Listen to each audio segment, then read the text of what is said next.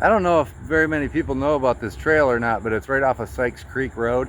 And yeah, it's 4 miles. And so it's 4 miles of like just trails, you know, you can walk, you can bike. There's a couple of like lookout towers and stuff like a little ways down, maybe only like 1/8 of a mile. And I hear a bunch of water going, so I know they have a pump house and all kinds of stuff. So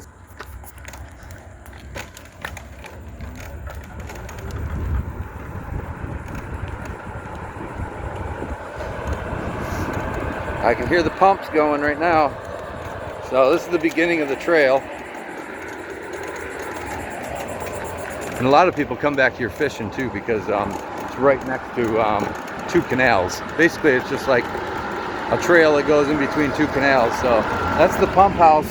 And a lot of times it's pumping water. You can see the currents pumping it from one side to the other for some reason.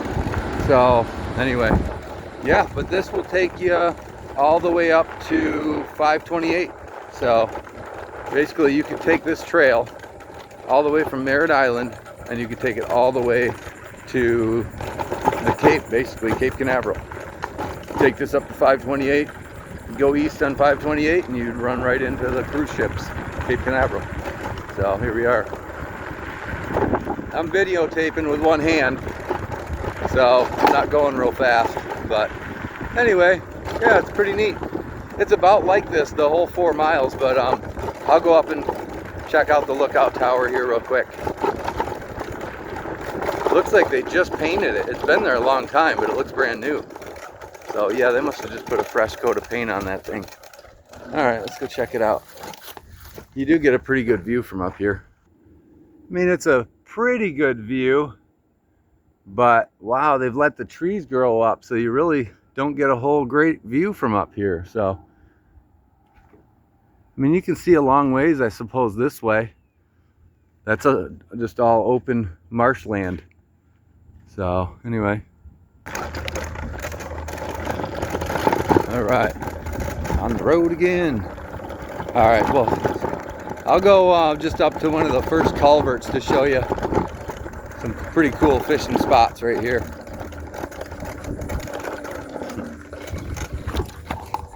A friend of mine broke down on his jet ski one time and I had to come out here right on this culvert right here and give him a hand.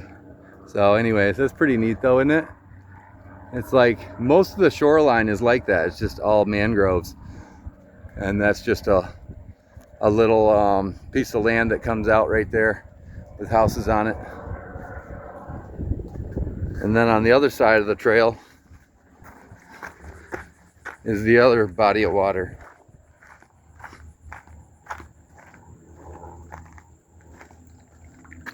All right, yeah.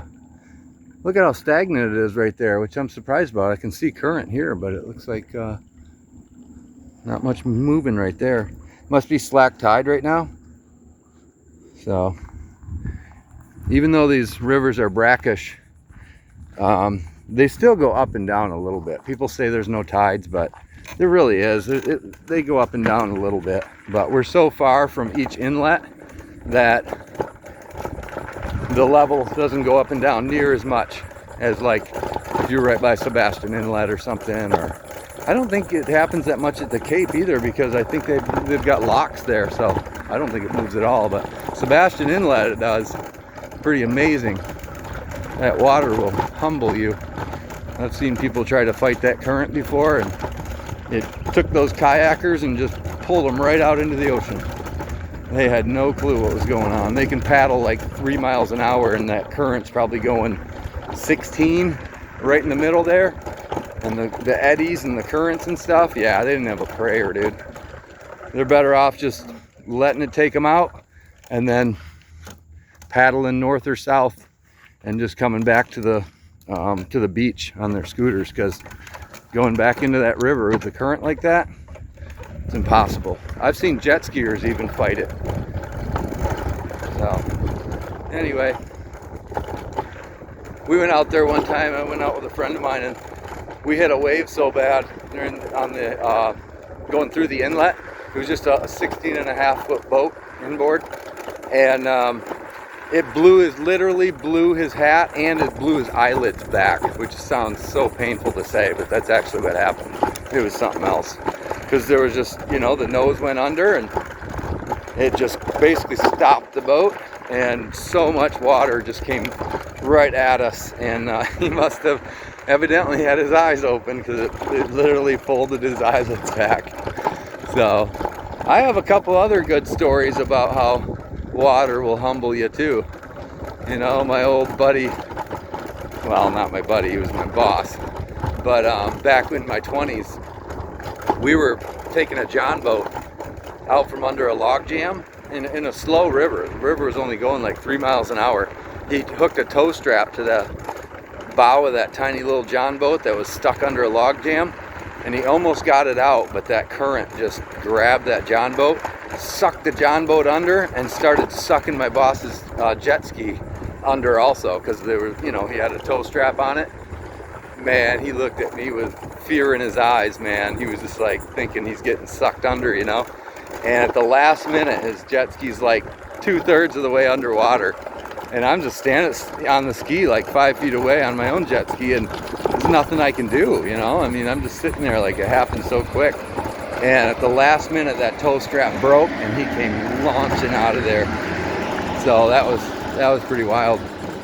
So, and I have a couple other stories too about water and how it can humble you, because I was out jumping waves on the Great Lakes, Lake Michigan, back in my mid-20s. Same thing, my jet ski died, and I was helpless. So there's a lot more to that story, but maybe I'll tell that one some other day. But yeah, I'm still here. I was pretty close to it throwing me right up against the side of the pier. So anyway, all right, let's check out this fishing hole. Oh, what's that?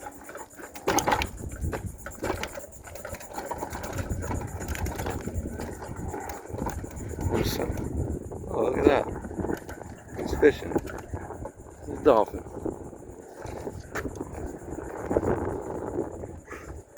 Look at him. He's popping up and down right now. Here he comes again. Wow, they don't usually stay in one spot that long.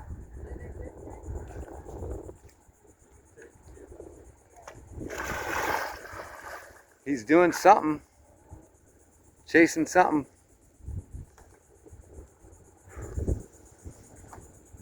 Ha!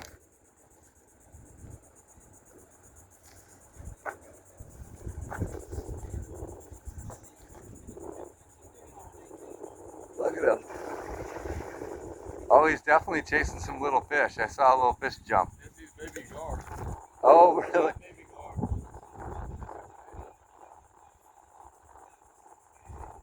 Yeah, that or mullet or something. I don't know. Yeah, there is probably a lot of gar in here, huh? Yeah. Seems like those teeth on even a baby gar would tear him up. Gars are mean looking.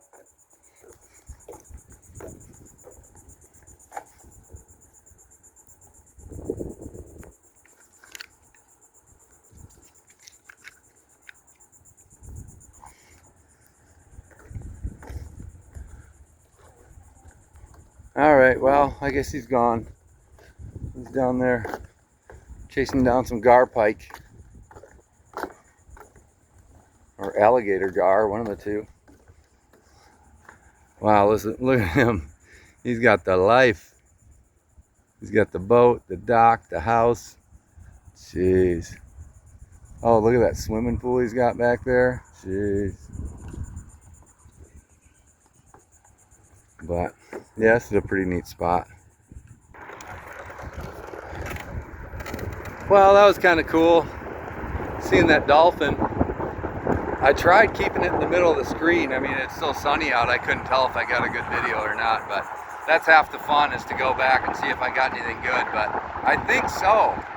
I think I did. I think I got him coming up a couple times, kind of like flipping over a little bit sometimes, and that when he was a little bit farther away, you could see the little fish he was chasing, or gar pike or whatever it was. So anyways, yeah, it was kind of neat.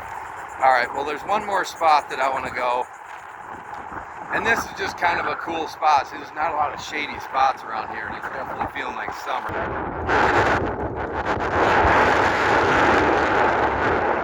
That's free. Park right here, you got a view, got a breeze. But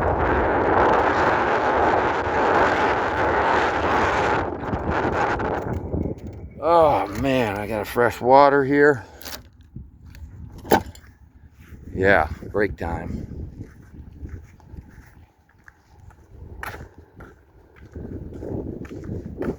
See this?